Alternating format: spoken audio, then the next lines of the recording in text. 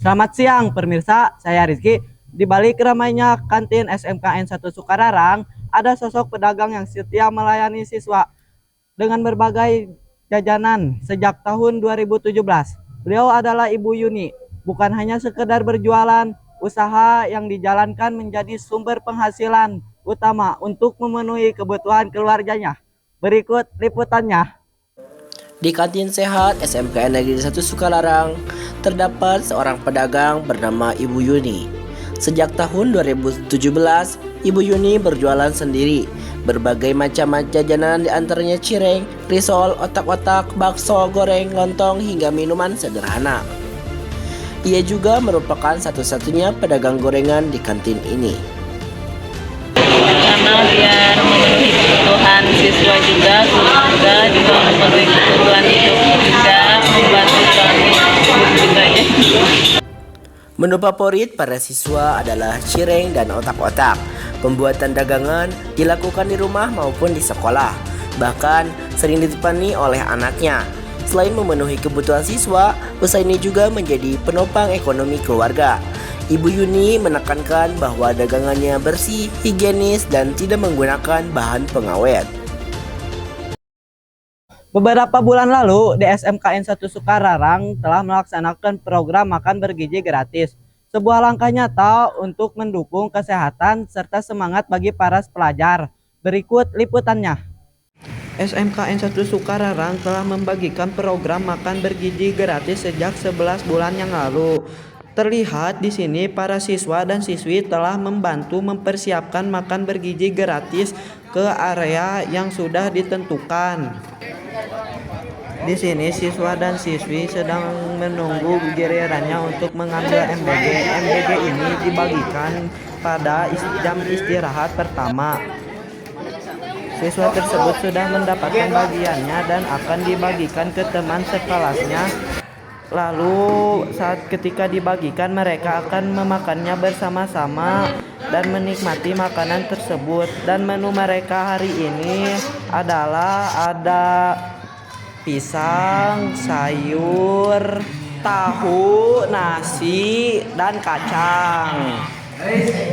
Ini adalah seorang siswa yang sedang menikmati program makan bergizi gratis. MBG ini sangat bermanfaat bagi siswa-siswi SMKN Negeri 1 Sukararang karena menyehatkan bagi tubuh dan juga menghemat uang karena adanya MBG.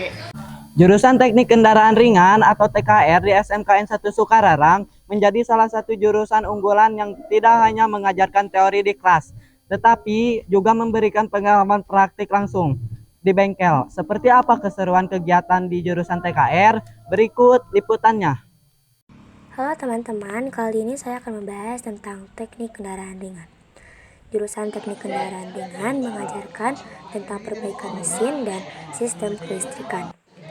Praktek kerja lapangan biasanya dilakukan di bengkel resmi.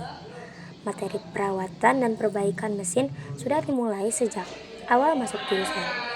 Jurusan TKR banyak diminati karena peluang kerja dan usaha di bidang otomotif sangat luas. Siswa TKR biasa mengasah keterampilan dengan praktik di sekolah dan melakukan kerja lapangan. Jurusan teknik kendaraan ringan bisa bekerja setelah lulus sekolah di bengkel besar seperti Toyota dan lainnya.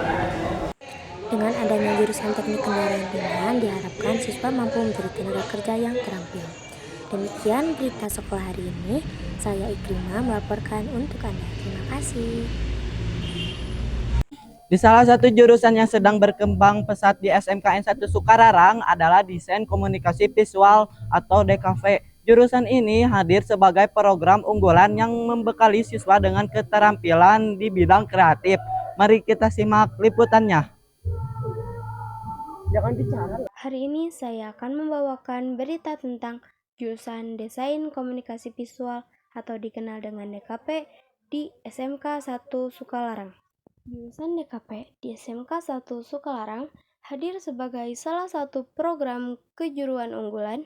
Jurusan ini bertujuan menambah keterampilan sekaligus wawasan siswa dalam berbagai bidang mulai dari desain, fotografi, videografi, hingga kewirausahaan.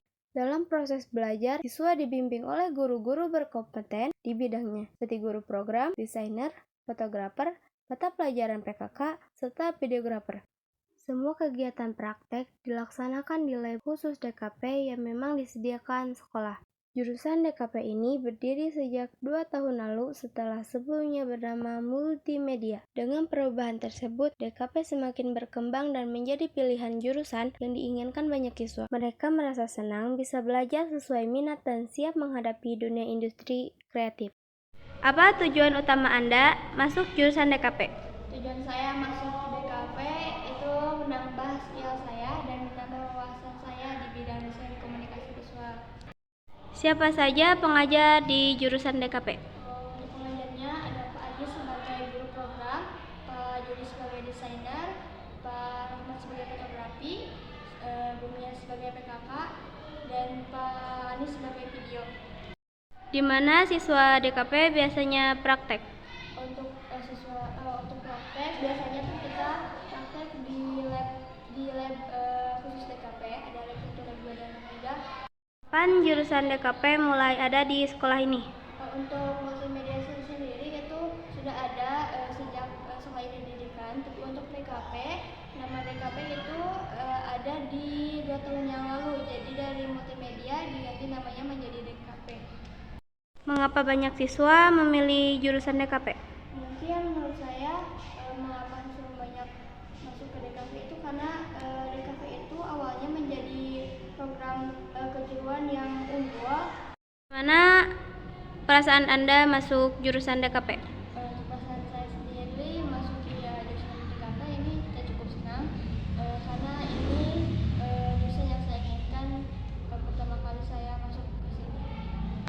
Demikian berita hari ini. Pemirsa, pembangunan sarana pendidikan terus dilakukan demi meningkatkan mutu belajar siswa. Salah satunya adalah pembangunan ruang kelas baru di SMKN 1 Negeri Sukararang. Berikut liputannya. Pembangunan ruang kelas baru sedang berlangsung di SMKN 1 Sukalarang. Proses pembangunan ini dikerjakan oleh 8 orang kontraktor yang ditugaskan. Pembangunan dimulai sejak 5 September dan diperkirakan akan selesai dalam beberapa bulan ke depan. Proyek ini merupakan program pembangunan dari pemerintah untuk menambah ruang kelas baru. Hal ini dilakukan karena jumlah ruang kelas yang tersedia sebelumnya tidak mencukupi untuk menampung seluruh siswa. Pekerjaan dilakukan secara bertahap menggunakan anggaran dari pemerintah. Hingga kini, progres pembangunan baru mencapai sekitar 15%. Dari tanggal 5 sampai sekarang belum nyampe 1 bulan lah, belum. Belum. Paling progres diperkirakan sampai sekarang sampai ini 15%-an lah. 15%. Oke.